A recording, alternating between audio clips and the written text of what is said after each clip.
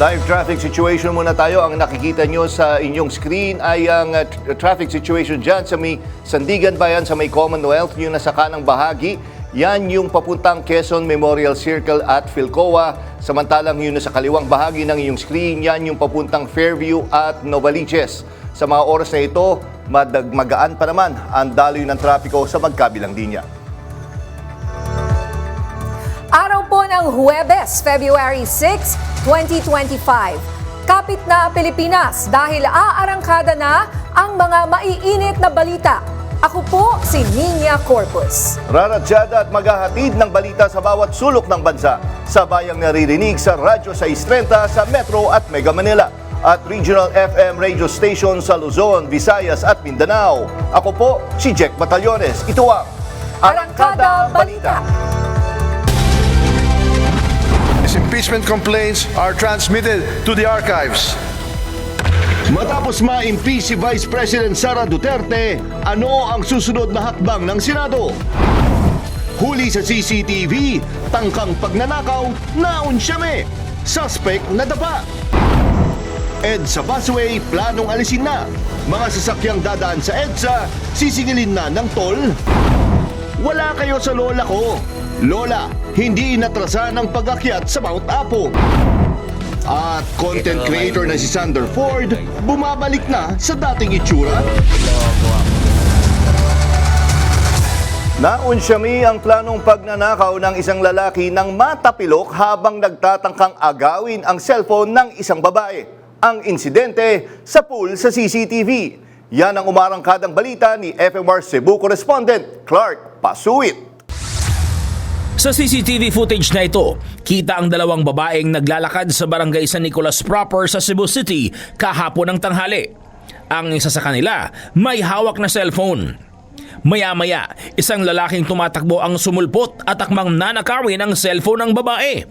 Pero natapilok siya, bumangga pa ang mukha sa poste. Dahil naunsyami ang kanyang plano, kumari pa siya ng takbo. Pero rumesbak ang mga tambay at hinabol ang lalaki. Umakyat pa ang suspect sa isang gusali pero naabutan din. Naresto naman ang suspect na maharap sa kaukulang reklamo. Clark Pasuit, umaarangkada sa pagbabalita. Sa iba pang balita, arestado ang isang lalaki matapos mahulihan ng halos 3 milyong pisong halaga ng hinihinalang shabu. Yan ang umaarangkadang balita ni FMR Central Luzon correspondent Gracie Rutao. Nasakote sa bypass operation ng isang 30 anyos na lalaki matapos makuhanan ng mga pakete ng hinihinalang shabu sa Magalang, Pampanga nitong Martes. 6 na pakete ng droga ang nakuha mula sa suspect na si alias Ben. Ang halaga ng nakumpiskang droga aabot sa halos 3 milyong piso. Mahaharap sa reklamong paglabag sa Comprehensive Dangerous Drugs Act si alias Ben. Gracie Rutao, umaarangkada sa pagbabalita. Samantala, isang learning center ang ipinasara ng Department of Migrant Workers kanina dahil sa illegal recruitment. Literal na kinandado ng DMW ang main office ng Hikari Japanese Learning Center sa Davao del Norte at ang 4 na branch nito kabilang yung nasa Maynila. Sabi ni Secretary Hans Kakdak, illegal ang nag-o-offer ng trabaho sa Japan ang nasabing learning center. Kabilang sa mga inaalok umano nito ay ang mga trabaho umano sa hotel at restaurant sector, food processing, caregiving at food and beverage manufacturing. Matapos aprubahan ng Kamara ang Articles of Impeachment laban kay Vice President Sara Duterte, agad din itong na-transmit sa Senado. Pero hindi ito natalakay ng mga senador sa kanilang huling sesyon kahapon. Sabi ng mga mambabatas, hindi naman daw nila mamadaliin ang Senado para litisin ang pangalawang Pangulo. Yan ang umaarangkadang balita ni FMR Senior Correspondent Willie Delgado Jr. There is a motion to direct the Secretary General to immediately endorse to the Senate the impeachment complaint, having been filed by more than 1/3 of the membership of the House, or a total of 215 members. Is there any objection? The chair hears none. The motion is approved. The Secretary General is so directed. The session is suspended. Posibleng tumawid na sa 20th Congress ang impeachment trial laban kay Vice President Sara Duterte. Hindi kasi pupuwersahin ng mababang kapulungan ng Kongreso ang Senado na agad aktuhan ng articles of impeachment na pinadala kahapon. Ito ang naging sagot ng isa sa mga tatayong House prosecutors sa naging pahayag ni Senate President Chis Escudero matapos itong sabihing malabo ang impeachment trial sa panahong nakareses ang sesyon ng Kongreso na tatagal hanggang Hunyo 2. Para kay Iloilo Representative Lawrence Defensor, nirerespeto nila ang pasya ng Senado na tatayong impeachment court at babalangkas ng rules of impeachment. Pwede po nating sabing they can convene anytime that they are ready without waiting for session to open on June 2. And since it is not part of the legislative process, their rules may state that it may cross over to the next Congress. Sinabi naman ni One Rider Party List Representative Rods Gutierrez na miyembro din ng House Prosecution Panel, kahit sa June 2 pa magsimula ang impeachment trial, tuloy-tuloy ang gagawin nilang paghahanda. Binubuo na daw nila ngayon ang impeachment secretariat. Pinag-aaralan na rin kung sino ang mangunguna sa House Prosecution Panel. Tinawag namang fake news ni Assistant Majority Leader Zia Alonto Adyong ang kumalat na post ni Cagayan de Oro City Representative Lord Ansuan na may kapalit daw na pera ang pagsuporta nila sa impeachment laban kay Vice President Sara Duterte. Willie Delgado Jr. umaarangkada sa pagbabalita. Samantala, humarap sa media si Pangulong Ferdinand Marcos Jr. ngayon lang hapon. Sinagot niya ang ilang tanong ng media tungkol sa pag-impeach kay Vice President Sara Duterte. Sabi ng Pangulo, wala siyang kinalaman dito. Personal na desisyon daw ito ng bawat kongresista na pumirma sa impeachment complaint. Anya, trabaho nila ito. Tungkol naman sa pag-convene ng impeachment trial, wala pa daw request ang Senado para magpatawag siya ng special session. Pero giit ng Pangulo, no choice na ang mga mambabatas ngayong na-impeach na nga ang pangalawang Pangulo. The Senate has no choice. The House has no choice. They have to do this now. Once the impeachment complaint was filed, tumakbo na ang proseso. At kung hindi nila ipatakbo yung proseso, then they are delinquent in their duties. That's why they just have. That's what I meant. The House has no choice. They have to proceed with the impeachment complaint. So making pakiusap doing that, it won't change anything. It won't change anything. They still have to have a trial.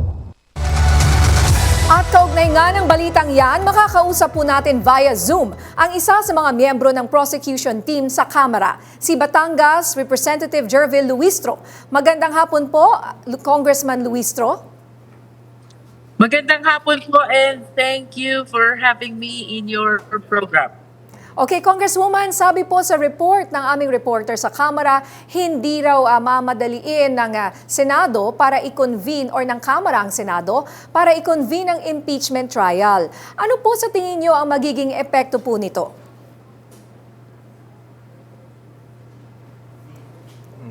Congresswoman? Hello, ma'am. Siguro nag-freeze. Ayan na po. Ang bayan ng Pilipinas. As a matter of fact, ay napakatindi po ng public clamor to pursue the impeachment process. Kaya I honestly believe that the Senate has to be encouraged to do its constitutional duty, to immediately convene and take their oath as judges of the impeachment court para maumpisahan na po itong impeachment trial na ito. Congresswoman, Jack Batallones po. Kanina dun sa press conference po ni Senate President Chis Escudero, sinabi niya na parang yung timing daw po, parang halos hindi sila binigyan niya ng oras. Parang minadali daw. Oo, Parang yung ganon. term pa, ang sinasabi sa akin, ang pagkakarinig ko kanina sa press con is parang tumagal ng halos ilang buwan sa Dalawang buwan daw Dalawang buwan sa bago kanila. na ipasa sa kanila, which is masyadong kumbaga at the buzzer yung pagkakapasa sa kanila ng bola. Ano po reaction niyo dito, Congresswoman? Yes, I understand that it took time for the Congress to come up with the fourth impeachment complaint since the time we received the 3 impeachment complaints, no?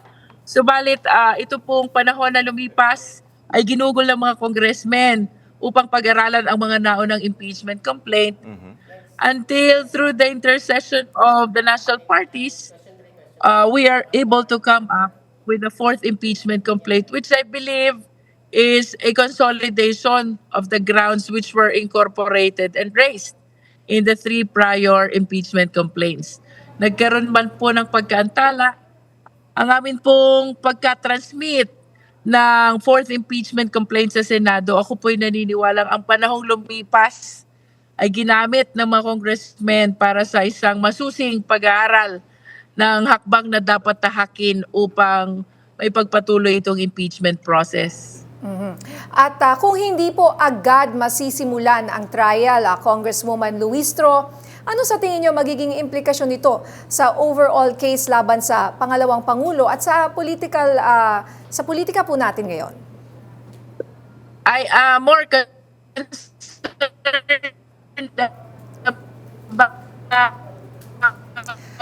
Hindi maganda yung audio ni Congresswoman Luistro. Pasensya po kayo, Congresswoman. Napuputol po eh. Medyo choppy siya ngayon. Oo, siguro mobile kasi si Congresswoman. Hopefully may mamaya makakuha tayo. Pero yun nga, no? Kanina lang nagsalita si Pangulong Ferdinand Marcos Jr. at nakita mo yung sense of urgency bigla na sinasabi na kailangan aksyonan na kasi magiging delinquent sila sa kanilang duties kasi nasa kanila na nga naman eh. Pero yun nga, pag pinakinggan mo naman si Senate President Jesus Cordero kanina, sinasabi, binigay nyo sa amin last minute, tapos gusto nyo, tsaka yung sinasabi nga, gusto nyo, ora-orada, aksyonan na agad. tsaka yung term na forthwith, doon na sinasabi, kung pag binigay ba sa kanila, dapat kaagad aksyonan nila? Or pwede bang yun nga, sa June 2 na? Kasi, ang sabi niya June 2, di ba? Yes, oo, yun parang ang sa sabi. June 2 na daw. Pero parang syempre sa ibang mga, nakikinig ako dun sa mga ibang analysts, at saka ibang mga abogado, sabi nila bilang mga senador, dapat daw aksyonan nila ito agad. Kasi nandyan na eh. Hindi porket tapos na po yung session, does not mean na patagal din pa nila ito kung sana raw, kung sila ay masipag. Para may ganun pa eh. Dapat ngayon na nila, tingnan na nila yan agad. Tsaka yung kanina, maganda sana matanong natin kung once na mabalik natin si Congressman Luistro, yun sa sinabi ni Pangulong Marcos na yes, para kailangan magkaroon muna yung para sa special session, nandiyan na ulit? Yes. Yes. Congresswoman Luistro, Congresswoman Luistro, naputol po kayo kanina, Congresswoman, kasi yung tanong po natin na paano kung hindi agad magsisimula ang trial? Ano pong implikasyon po nito sa overall case laban sa pangalawang Pangulo? Well, in as far as the prosecution team is concerned, no, we are ready anytime the impeachment trial starts, no. Ang aking concern ay mafro-frustrate ang sambayan ng Pilipino considering the clamor to pursue the impeachment trial, no? So, humbly speaking, I don't see any provision of the law which prohibits the Senate from convening as an impeachment court during recess.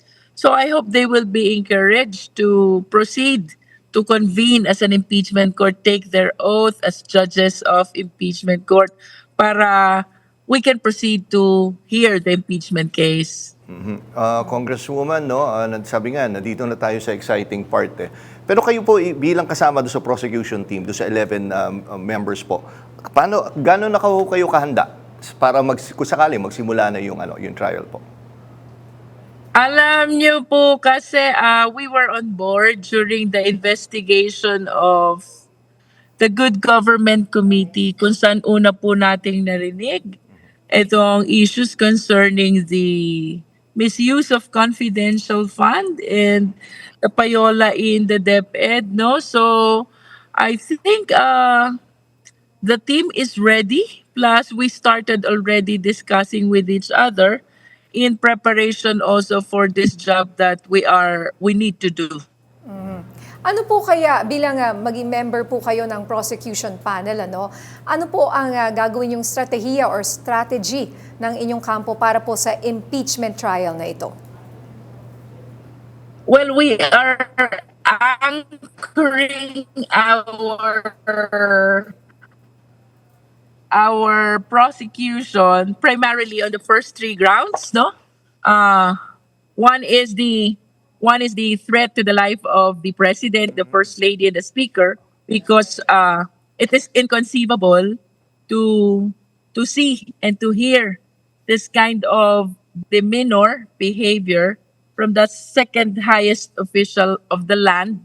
And of course, we know for a fact if something happens to the president, the one who will succeed will be the vice president. And ilang beses po niya sinabing hindi ito joke, something like that, no? So, ang appreciation po natin dyan, if she can do this to the president, then she can do this to anyone. And we do not want to see an official with that kind of behavior occupy the highest position of the Republic of the Philippines. I appreciated that incident as a betrayal to public trust, and that is our first article of impeachment in the impeachment complaint. No, the two other solid grounds where we are anchoring our prosecution ay yung number 2, confidential fund, na ito naman ay bugbog na bugbog dun sa hearing ng Good Government Committee, and even the third article of impeachment, which is the payola sa DepEd na inamin ng tatlong DepEd official, no? Ito po tatlong ito, we believe are very strong grounds for impeachment. Bagaman for the 4th until the 7th ground for impeachment, we will need to resort to modes of discovery to come up with additional documents to support our allegation or ground for impeachment. Congresswoman, last question na lang po mula sa amin po. Kung sakali kasi, medyo nasa gitna, kunyari hindi matapos dito sa 19th Congress at sumampa siya sa 20th Congress, paano ho yung magiging composition ng prosecution team? Posibly ba iba? Kasi I believe yung iba po siya na kumakandidato. Paano po yan makaka-apekto po? I hope all of us will win. Otherwise, the House will elect replacement of prosecutors for those members of the House who will not make it this coming 2025 election. Ano po ang masasabi niyo dun sa mga nagrereklamo na nako, kampanya pa naman, campaign period, tapos may ganito, paano naman kami makakapagkampanya? Kabilang na yan, both the congressmen and congresswomen and the senators na tumatakbo. Actually, we have the same apprehension, no?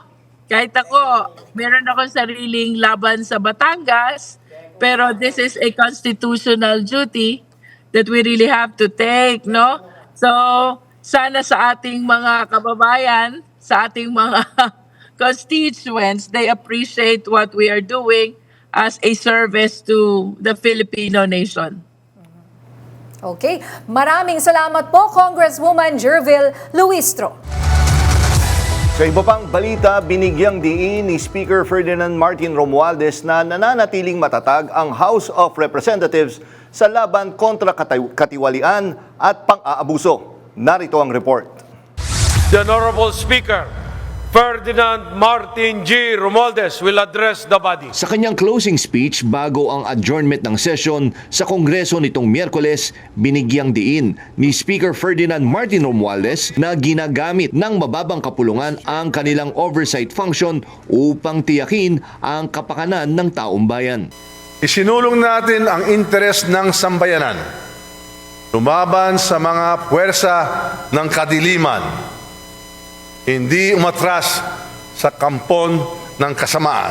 Dagdag ni Romualdez, walang sinumang may mataas na ambisyon o makapangyarihang individual ang higit sa konstitusyon at batas ng bansa. No institution is greater than the Republic. No ambition is above the Constitution. And no one, no matter how powerful, is immune from the will of the people. Kabilang sa mga hamon, nanindigan ng Kongreso sa pagpapasa ng mga reformang may direktang epekto sa pang-araw-araw na buhay ng bawat Pilipino, mula sa ordinaryong manggagawa kabataan hanggang sa mga nasa laylayan ng lipunan. Iminungkahi ni Interior and Local Government Secretary John Vic Remulla na pagbayarin ng toll ang mga motoristang dadaan daw sa EDSA para raw maengganyo ang mga car owner na sumakay sa pampublikong transportasyon. Ayon kay Remulla, tinalakay ito sa meeting tungkol sa Comprehensive Traffic Management Plan o CTMP para sa Metro Manila at mga kalapit na lalawigan nitong Martes. Anya, gagamit daw ng metering system o kaya ay toll fee sa EDSA para maengganyo ang mga may sasakyan na sumakay na lang sa mga pampublikong sasakyan gaya raw ng MRT. Ang MMDA naman planong alisin na ang busway para raw mabawasan ang mga sasakyang bumabiyahe sa kahabaan ng EDSA. Ayon kay Artes, lumutang ang ideyang alisin na ang EDSA busway matapos sabihin ng Department of Transportation na magdadagdag sila ng isang bagon sa mga tren ng MRT para madagdagan ng 30% ang capacity nito sa bawat trip. Pero paglilinaw ni MMDA Chairman Artes na hindi pa nagbibigay ng approval si Pangulong Bongbong Marcos sa idea na ito. Ano kaya? Nakasakay ka na ba doon? Tanggalin ang EDSA busway. Nakasakay ka na ba doon sa EDSA busway carousel? Kahit isang beses? Sa bus ng carousel? Yung sa carousel na yun, yung system Oo, na yun. hindi pa ikaw. Hindi pa rin, kaya nga nakakalungkot kung aalisin nila. Hindi pa ako nakaka-try na sumasakay. Kasi usually, kaysa mag-ano nag-MRT. Ang problema ko sa EDSA busway, medyo malayo yung nilalakad going there. Pero pag tinanong mo yung mga tumatangkilik doon, natutuwa naman sila. Kung ako naggaganon eh, di ba? That's advantage sa atin yun eh, kung bus rider ka. Oo. Tsaka, titiisin mo lang talaga yung mahabang pila. Yun. Pero once na nakasakay doon, ang sabi... Dire-diretso. Dire-diretso. Titigil lang saglit sa isang station, then tuloy-tuloy naman. So, medyo, malaking convenience din. Kaya nga, maraming nalulungkot din. Tsaka yung pagbabayarin tayo ng toll sa EDSA. Yeah, parang, di ba? Parang, wag naman. Oo. Tsaka Dagdag isang gastos. bagon lang pala. Ewan kung gaano, sabi niya 30%. Kala ko naman kung ilang bagon. Kaya Isa lang pala. Kaya nga, So, di ba? Ito, kaya alamin natin kung ano naman kaya magiging opinion dyan ng ating mga kababayan sa planong ito ng DILG at MMDA. Pakinggan natin ang kanilang masasabi. Naalisin na ang EDSA busway. At kung makakatulong nga ba ito para mapaluwag ang traffic sa EDSA.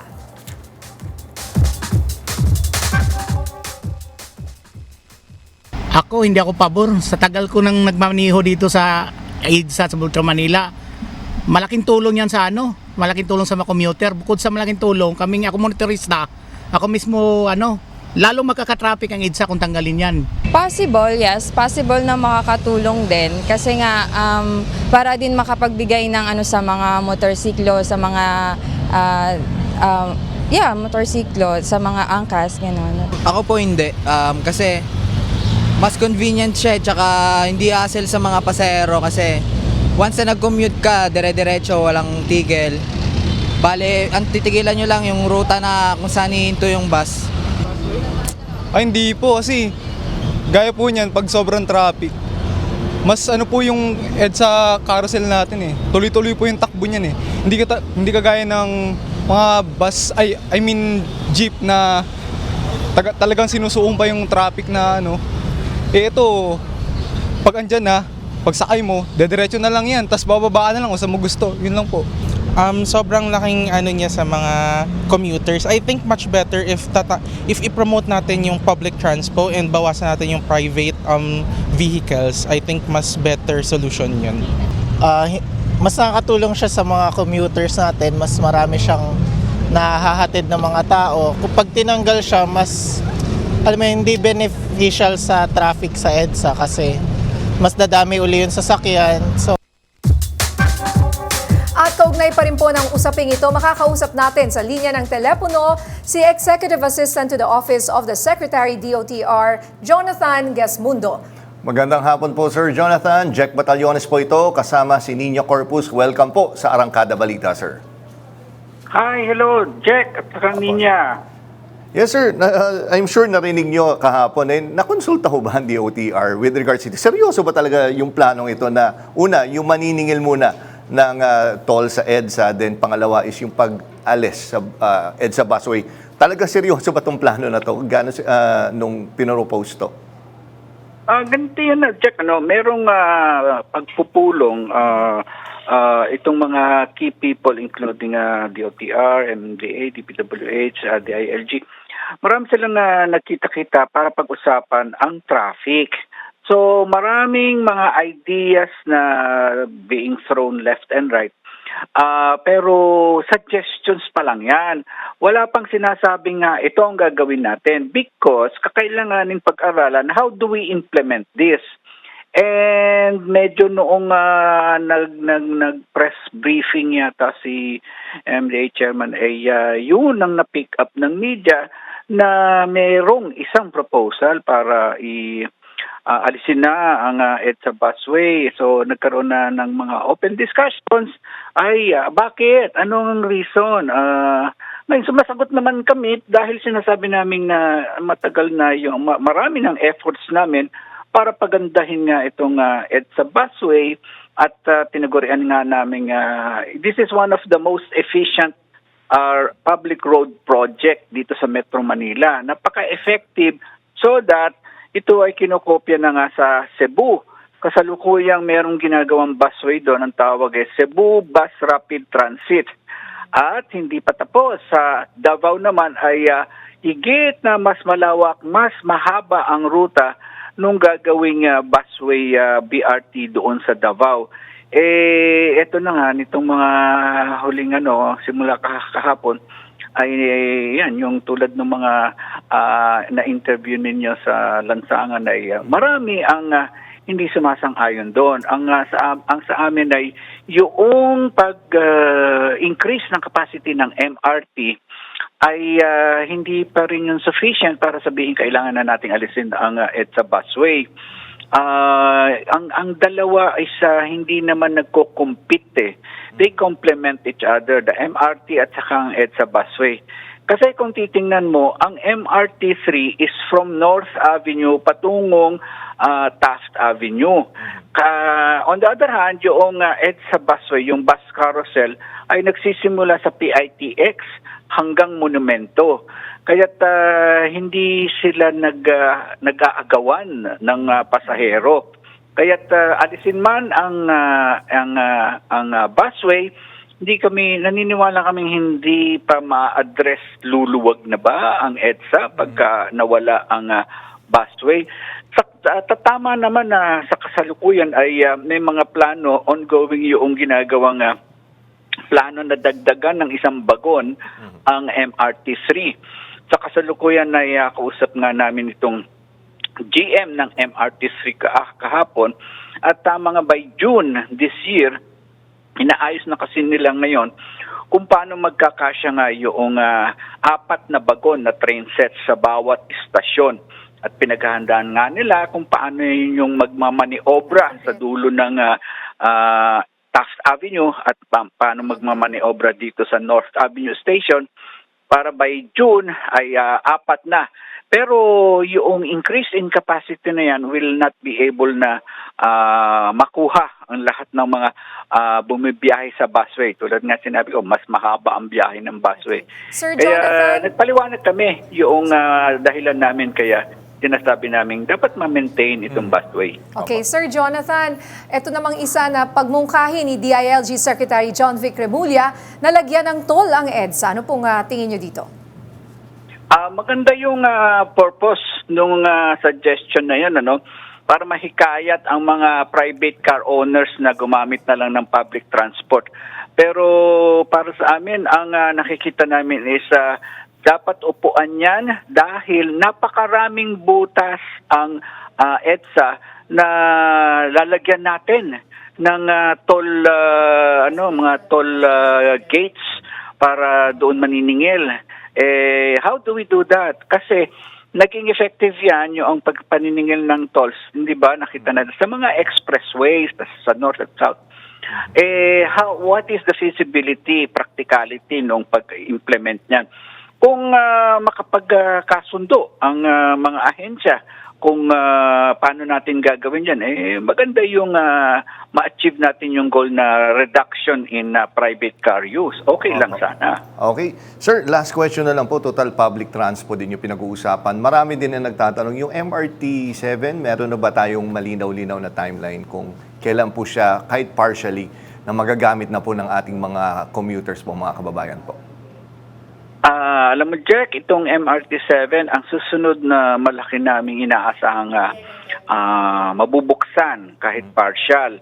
Ang original na target na I think we are on schedule is ngayong fourth quarter ng 2025 ay magkakaroon ng partial operations.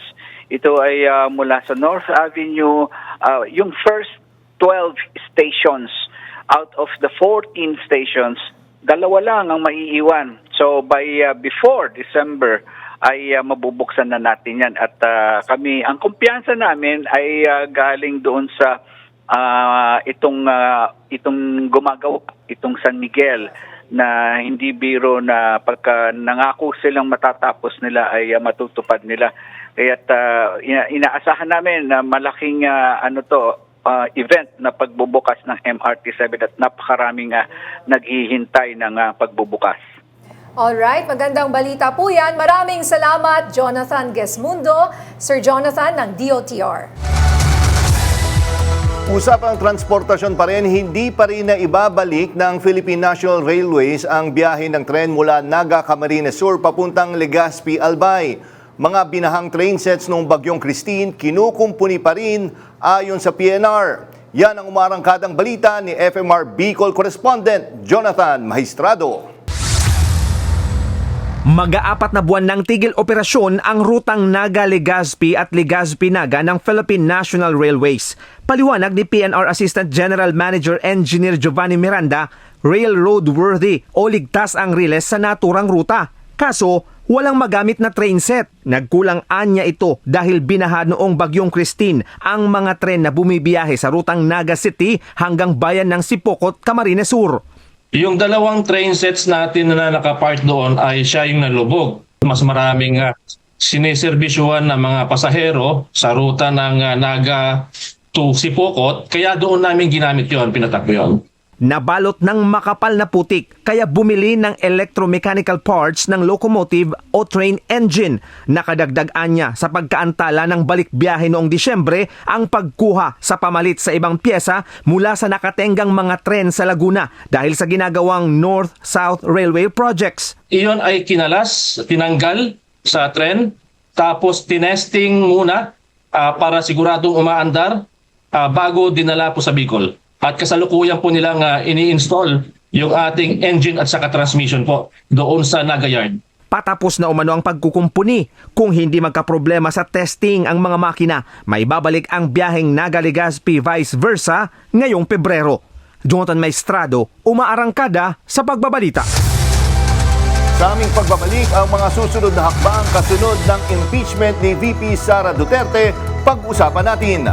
Marami pang maiinit na balita sa pagbabalik na Arangkada Balita.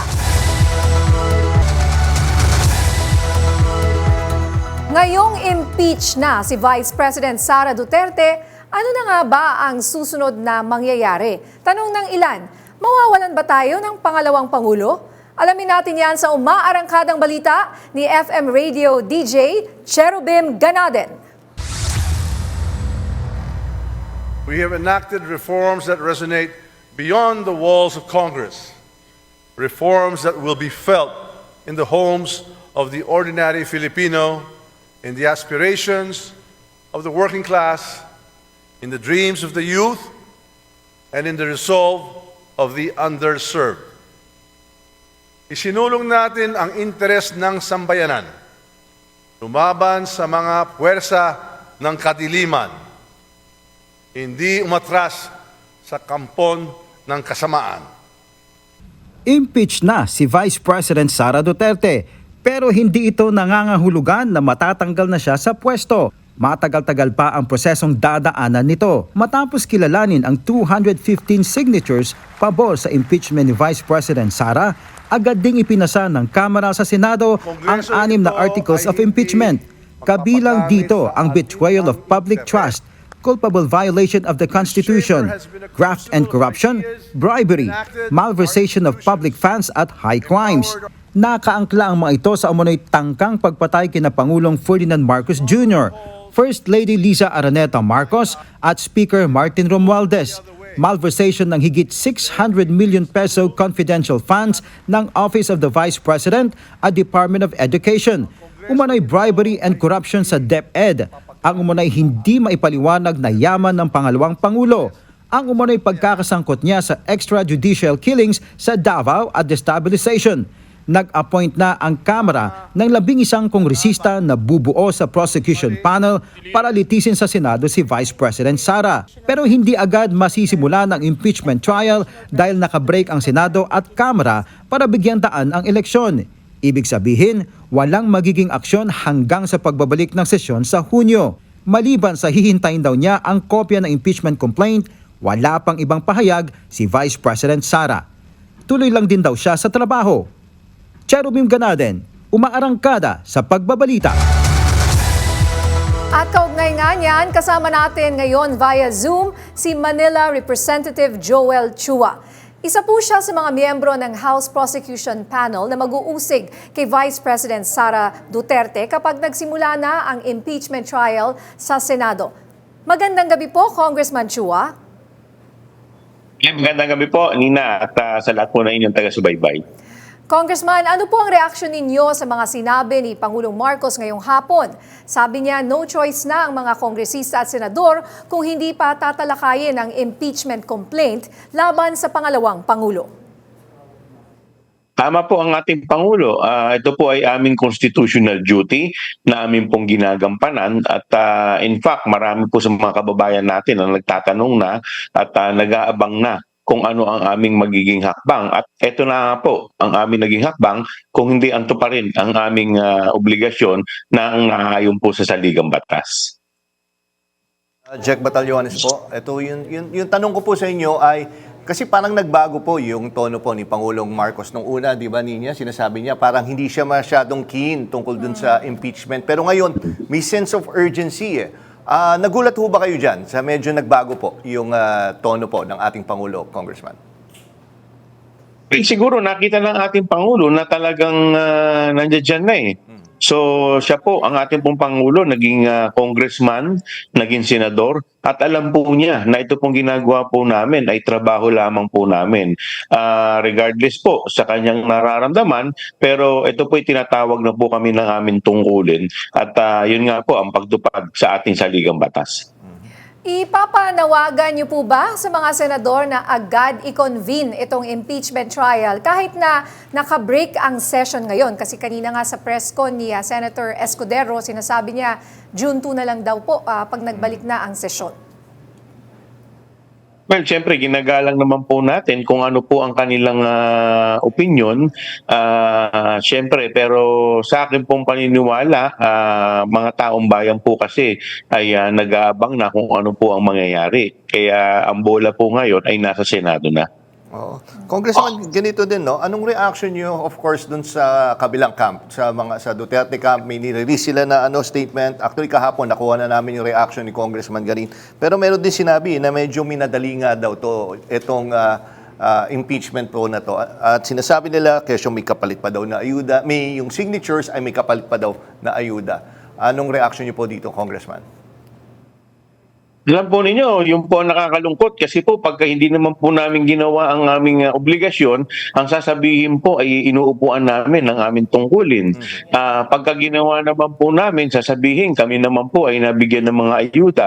Pero ang totoo po niyan, kung maalala po ninyo, more than 1 month ago, may mga nag-file na po ng impeachment.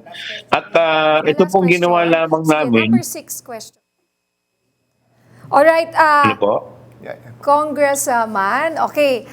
Ito po nga huli namin tanong sa inyo, paano po makakaapekto ang eleksyon dito sa impeachment trial? Lalo na kung umabot po ito sa March 28, kung kailan magsisimula naman ang campaign period para sa mga local positions, kabilang na po ang mga katulad niyo district representatives.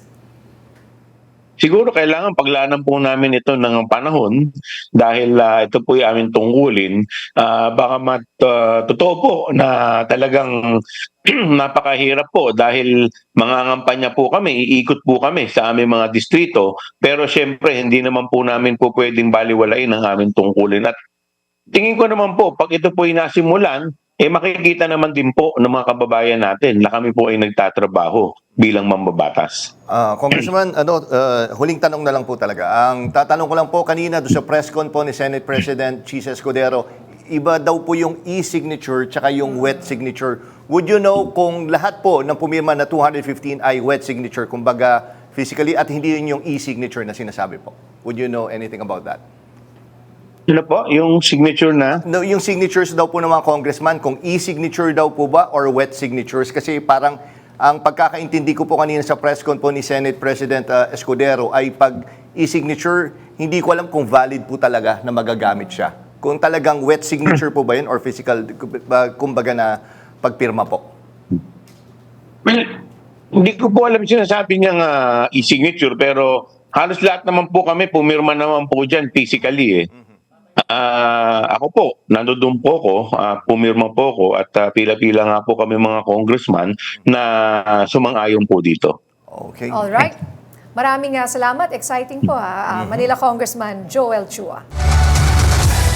Samantala, pinalawig ni Pangulong Ferdinand Marcos Jr. ang termino ni PNP Chief General Romel Francisco Marbil ng 4 na buwan. Nakatakda sana siyang magretiro ngayong linggo, pero inextend yan ng Pangulo hanggang Hunyo. Ayon sa palasyo, ito ay para masigurong tuloy-tuloy ang paghahanda ng PNP para sa 2025 elections. Nagpapasalamat naman si Marbil sa tiwala ng Pangulo at nangakong ipagpapatuloy ang mga reforma sa PNP. Sa iba pang balita, patuloy ang pag-aresto sa mga lumalabag sa election gun ban. Ayon sa pinakahuling ulat ng Philippine National Police, umabot na sa 693 na katao ang naaresto dahil sa paglabag sa election gun ban mula nang ipatupad ito noong January 12. Kabilang sa mga nahuli ang ilang miyembro ng AFP, law enforcement agencies, security guards at maging mga sibilyan. Pinakamaraming naaresto ang naitala sa Metro Manila, sinundan ng Central Luzon at Central Visayas. Layunin ng gun ban na maiwasan ang election-related violence at masiguro ang kaligtasan ng publiko habang papalapit ang halalan sa Mayo 12. Bilang bahagi ng kanilang information campaign, naglunsad ng serye ng Facebook posts ang COMELEC. Una rito ang tungkol sa responsableng pangangampanya. Tampok dito ang do's and don'ts pag nagsimula na ang campaign period sa February 11 para sa national positions at March 28 naman para sa local posts. Nag-release din ang poll body ng isang post na naglalaman ng basic profile ng mga kandidato sa pagka-senador. Sa aming pagbabalik, kilalanin ang lola na kumasa sa pag-akyat sa Mount Apo. Marami pang mainit na balita sa pagbabalik ng Arangkada Balita.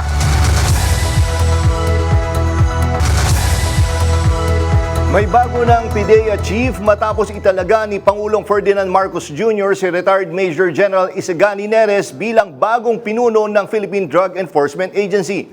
Si Neres ang pumalit kay retired PNP General Moro Virgilio Lazo na pinamunuan ang ahensya mula Oktubre 2022. Nanumpa si Neres sa Malacanang sa harap ni Executive Secretary Lucas Bersamin, Tubong Lawag City, Ilocos Norte at miyembro ng PMA Maharlika Class of 1984. Dati siyang Undersecretary for Police Affairs at nagsilbi sa iba't ibang unit ng PNP, kabilang ang Special Action Force, SAF Anti-Kidnapping Group at Presidential Anti-Organized Crime Task Force. Nanumpa na rin bilang bagong presidente at Chief Executive Officer ng PhilHealth at siya ay si Dr. Edwin Mercado. Si Dr. Mercado ay isang US-trained orthopedic surgeon, 35 na siyang, may 35 taon na siyang nagpa-practice sa medicine. Produkto siya ng University of the Philippines at may Masters of Medical Sciences in Global Health Delivery mula sa Harvard Medical School. Sa isang briefing sa Malacanang kahapon, sinabi ni Dr. Mercado na ang marching order sa kanya ng Pangulo ay palawakin ang benefit packages ng PhilHealth. Gagawin po natin ay again yung efficiencies para po mas lumawak yung kung ano man po yung natitirang pera. At saka po mas important is yung data. Pag may data na po tayo, mapaglalaban na po natin kung magkano po yung kailangan po to maintain the same level of care in succeeding years.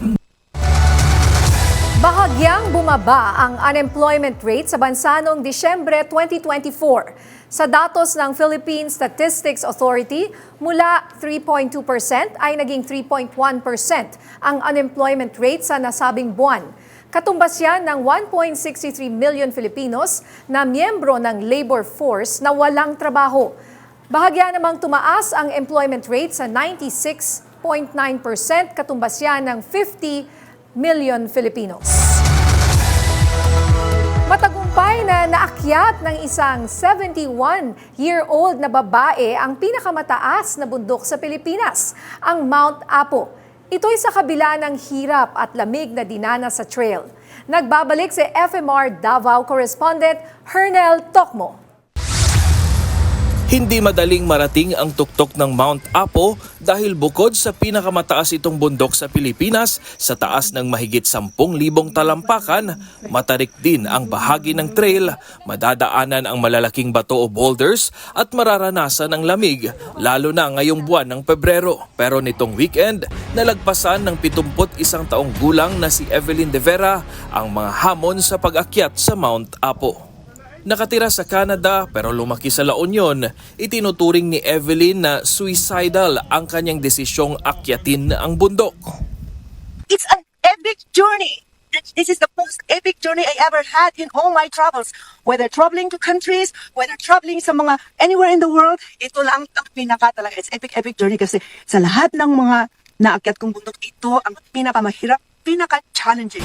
Kwento niya, naranasan niyang mag-hiking ng madilim, ang pagod sa halos walang katapusang akyatan, ang panganib na maaksidente sa pag-akyat sa boulders at ang pagtiis sa malamig na hangin. Pero nang marating ang tuktok ng Mount Apo, sulit anya ang lahat ng pagod. And overall, my gosh, this is the place to go for the thrill seekers, sa mga hikers na they want more than harder, than more beautiful. Look at that. Kung wala lang ang ganda ng kapaligiran, ang ganda ng ating bundok na si Mount Apo. Noong 2022, kinilala bilang pinakamatandang nakaakyat sa Mount Apo ang isang 83 years old na lolo. Hernel Tocmo, umarangkada sa pagbabalita. Bilib ako kay Super Lola. Galing. Sa aming pagbabalik, content creator na si Sander Ford balik na raw sa dating itsura. Marami pang maiinit na balita sa pagbabalik ng Arangkada Balita.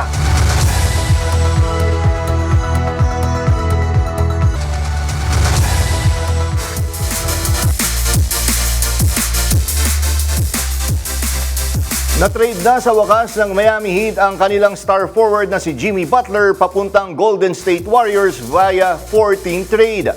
Ang trade na ginawa sa bisperas ng trade deadline ng National Basketball Association, pinadala ng Warriors si Jimmy Butler na punta naman sa Heat ang forward na si Andrew Wiggins, Kyle Anderson, PJ Tucker at 2025 first-round draft pick. Nalipat naman sa Utah Jazz si Dennis Schroeder at nakuha ng Detroit Pistons si Lindy Waters at Josh Richardson. Sa kauna-unahang pagkakataon, magiging magkakampi sina Butler, Steph Curry at Draymond Green. Ibang bakbakan naman ang sasalihan ni boxing legend Manny Pacquiao, hindi sa ring kundi sa reality competition na Physical Asia. Ire-represent ni Pacman ang Pilipinas sa bagong installment ng nasabing Korean reality competition. Ang Physical Asia ay third season ng Physical 100 franchise. Kung dati solo ang labanan, dito team competition na. Ibinahagi pa ng Netflix ang ilang larawan ni na Pacman at asawa niyang Jinky Pacquiao sa airport na pabiyahe na papuntang sa filming location. Ipapalabas ang Physical Asia sa fourth quarter nitong taon.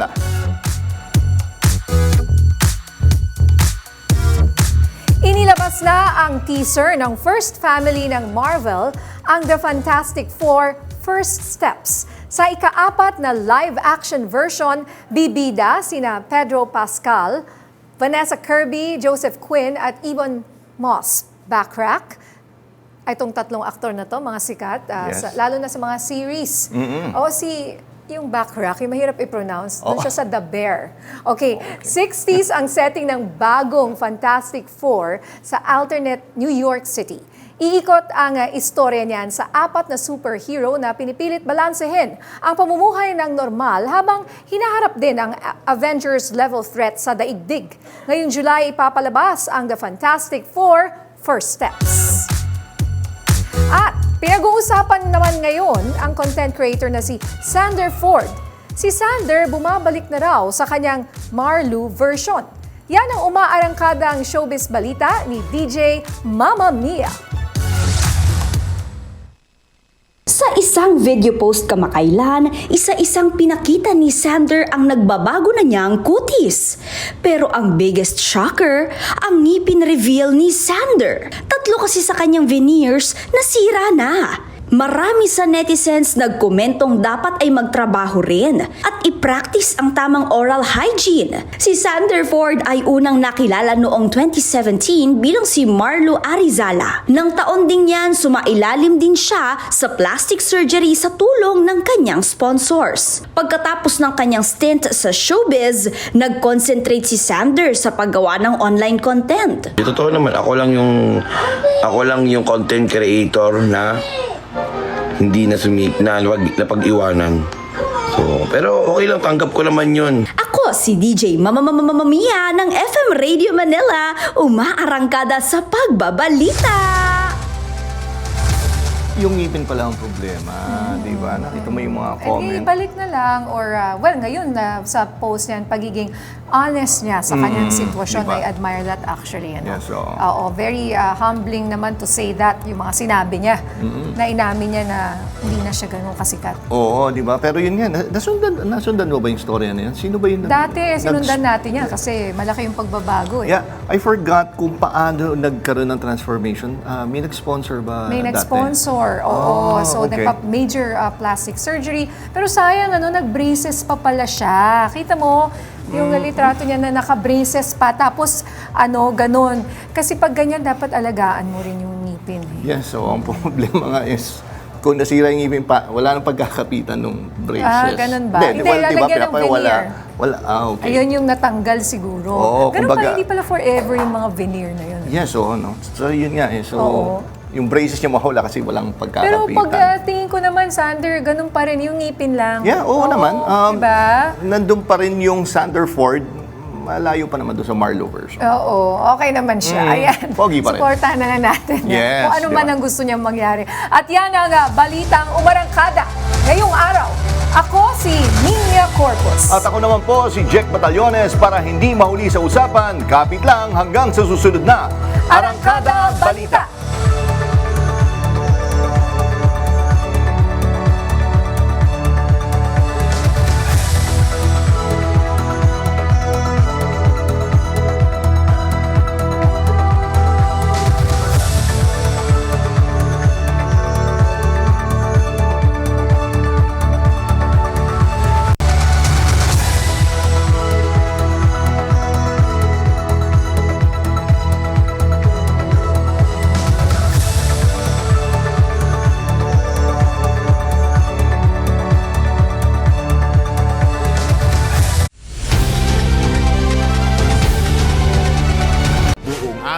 Magdamag, tuloy-tuloy ang pagsiservisyo ng Radyo 630 kasama ang pinaka-pinagkakatiwalaang kaserbisyo. Nasamahan mo kami ha. Huwag tayong makinig dun sa ingay. Maging aktibo tayo. Pihit na sa Radyo 630. Nagmamadali ang mga issue at balita. Linawin natin. Linawin natin. Pagaangin natin. Pagaangin natin. Pasayahin natin. Pasayahin natin. ATM. Anong take mo? Kasama ang solid tambalang T-Rex. Tambalang T-Rex. Terry Ridon at Alex Baltazar. ATM. Anong take mo? Dito lamang sa Radyo 630 at Teleradyo Serbisyo.